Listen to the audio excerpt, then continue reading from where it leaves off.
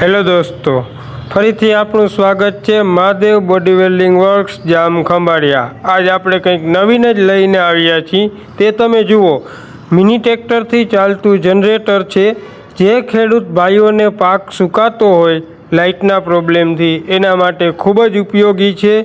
અને આવું જ કામ કરવા માટે આપણો કોન્ટેક્ટ કરો 9714697847 જામ ખંભાળિયા। અને આવું કંઈ પણ કામ કરાવવા માટે આપણી મુલાકાત લ્યો।